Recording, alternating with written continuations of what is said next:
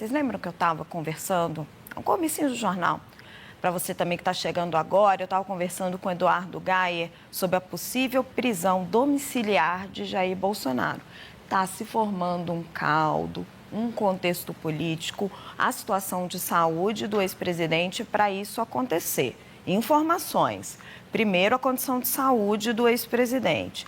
Lá atrás ele tinha batido com a cabeça, agora, quando foi internado, agora foi uma situação muito mais complicada. Ele broncoaspirou uma secreção, foi parar na UTI, teve uma pneumonia. Segundo, Flávio Bolsonaro esteve com Alexandre de Moraes e seu advogado também estava presente, o Dr. Paulo Cunha Bueno, ontem à noite. Você teve muitas informações ali trazidas, pressão política da oposição.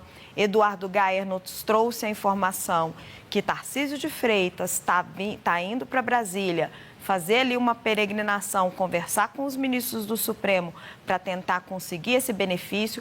E agora César Feitosa nos chega com outra informação para se juntar a tudo isso aí. Ministros do STF também estão tentando convencer Moraes a autorizar a prisão domiciliar de Jair Bolsonaro. Tudo isso, gente, num momento de Supremo mais enfraquecido pelo caso Master. César, seja muito bem-vindo. Conta a nossa apuração para nós. A sua, perdão. Conta a sua apuração para nós ao trava-língua. Raquel, obrigado pelo espaço de novo. O que a gente conseguiu apurar ali junto a 3 ministros do Supremo e 2 auxiliares de ministros é de que há uma movimentação ali, pelo menos de uma parte significativa do Supremo, para que o ministro Alexandre de Moraes se convença de que agora, nesse 6º pedido feito pela defesa do ex-presidente, que seja concedida a prisão domiciliar humanitária a Jair Bolsonaro. E não muitas vezes a gente fala sobre essas divisões dentro do Supremo e as pessoas imaginam que seja ministros indicados, por exemplo, por Bolsonaro, que estejam fazendo essa articulação.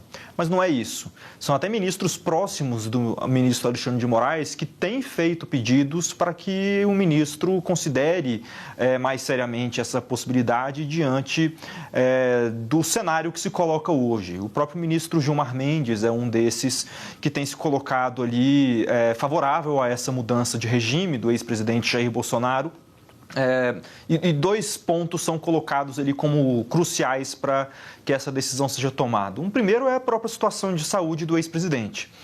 Se fala muito que se Bolsonaro tem complicações mais graves enquanto está preso na Papudinha, o problema político que isso vai causar vai impactar primeiramente o Supremo por causa da decisão de manter o ex-presidente Jair Bolsonaro preso lá, apesar desses reiterados pedidos da defesa para que essa mudança seja feita com laudos médicos da defesa, colocados, enviados ao Supremo pela defesa do ex-presidente, já que mostram essas fragilidades que ele tem enfrentado nesses últimos meses, nesses últimos anos.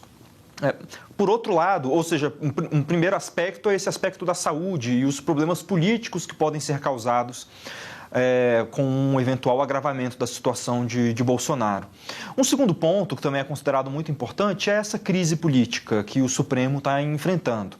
Há uma leitura de que seria possível, por exemplo, negociar com parlamentares do PL, com lideranças políticas, uma flexibilização do regime do ex-presidente Jair Bolsonaro, abrindo até uma possibilidade do próprio ex-presidente participar mais ativamente das eleições de 2026, recebendo em sua casa lideranças políticas, como ele já tem feito hoje na Papudinha, em troca de receber de parlamentares uma atuação menos prejudicial ao Supremo Tribunal Federal dentro do Congresso.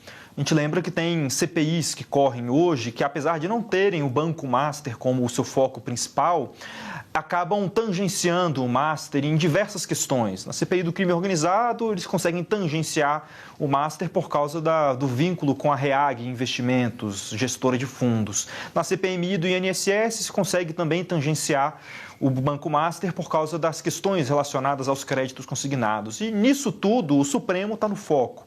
Então, a concessão de uma prisão domiciliar humanitária ao ex-presidente Jair Bolsonaro, na visão de alguns ministros do Supremo, poderia arrefecer e trazer mais aliados dentro do Congresso para o Supremo num momento de fragilidade e de crise institucional. Então, esses dois argumentos têm sido levantados e levados ao ministro Alexandre de Moraes. E as informações, elas se complementam também com o que a gente publicou mais cedo, o Eduardo Gayer contando essa história de que Tarcísio vem amanhã a Brasília, mas antes dessa viagem, ele já enviou mensagens de WhatsApp para Alexandre de Moraes e outros ministros do Supremo solicitando esse encontro, mas também falando sobre a situação de saúde de Bolsonaro e também, como afirmado ontem pelo próprio Flávio, o encontro de Flávio Bolsonaro com o ministro Moraes, também um desses movimentos que tem sido vistos como a maior pressão que se tem hoje para o ministro Alexandre de Moraes para a concessão dessa prisão domiciliar. Então, o que parece é que o vento está mudando um pouco, parece um vento um pouco mais favorável ao ex-presidente, mas isso vai caber ao próprio ministro, é a ele que cabe a execução penal do ex-presidente. Então, devemos esperar para os próximos dias uma manifestação de Moraes sobre esse sexto pedido de prisão domiciliar apresentado pela defesa de Bolsonaro.